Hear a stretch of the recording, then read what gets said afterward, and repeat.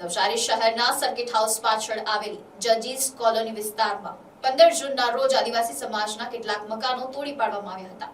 આ ઘટનાના અનુસંધાને અસરગ્રસ્ત પરિવારો અને આદિવાસી આગેવાનો દ્વારા જિલ્લા કલેક્ટરને રજૂઆત કરવામાં આવી હતી।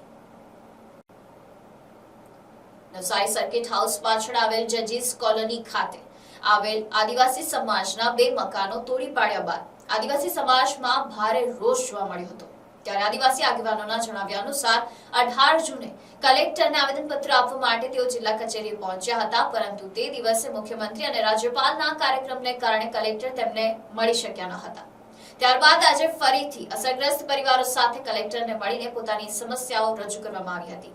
રજૂઆત દરમિયાન જણાવ્યું હતું કે મકાનો તોડ્યા બાદ જે શેલ્ટર હોમમાં રહેવાની વ્યવસ્થા કરવામાં આવી હોવાનું તંત્ર દ્વારા કહેવામાં આવે છે, તે સ્થળે માનવ વસવાટ માટે યોગ્ય સુવિધાઓ ઉપલબ્ધ નથી। સ્થળની તપાસ કરવામાં આવે તો ત્યાં 1 કલાક પણ રોકાઈ શકાય તેવી સ્થિતિ ન હોવાનું આગેવાનોએ જણાવ્યું હતું। આદિવાસી સમાજના પ્રતિનિધિઓએ કહ્યું કે અમે આ દેશના મૂળ નિવાસીઓ છે। જો અમારી હાલત ભિખારીઓ કરતા પણ ખરાબ બને તો તે દુઃખદ બાબત છે। સમાજના પ્રશ્નો માટે તમામ આદિવાસી ભાઈઓ બહેનોએ એકતા દાખવી ન્યાય માટે આગળ આવવું જોઈએ। કલેક્ટર સમક્ષ કરવામાં આવેલી રજૂઆત અંગે જણાવ્યું હતું કે અરજી કમિશનર સુધી પહોંચાડી દેવામાં આવી છે અને હવે આગામી સમયમાં કમિશનર સમક્ષ યોગ્ય પુનર્વસન અને રહેઠાણ અંગે જવાબ માંગવામાં આવશે।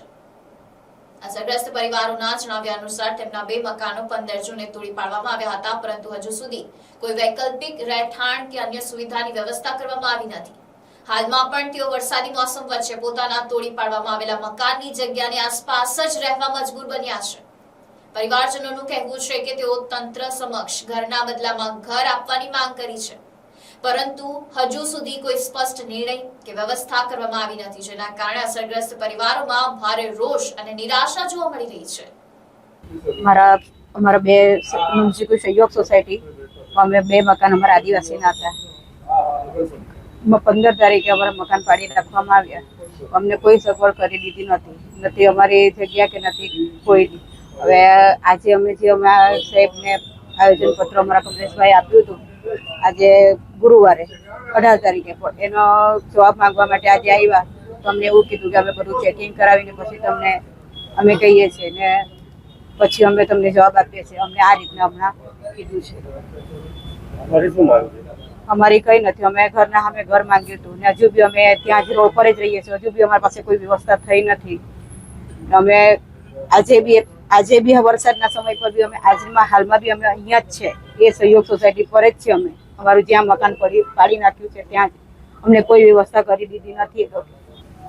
આજે કલેક્ટર સાહેબ શ્રીને આપણે જે 15 તારીખે આપણા સર્કિટ હાઉસની પાછળ જજીસ કોલોનીમાં જે આદિવાસી સમાજના ઘરો તોડી નાખવામાં આવેલા હતા, એ બાબતમાં કલેક્ટર સાહેબને 18 તારીખના રોજ આવેદનપત્ર આપવા માટે આવેલા હતા, પણ તે દરમિયાન મુખ્યમંત્રી શ્રી અને રાજ્યપાલનો કાર્યક્રમ હોવાથી કલેક્ટર સાહેબ અમને મળ્યા ન હતા।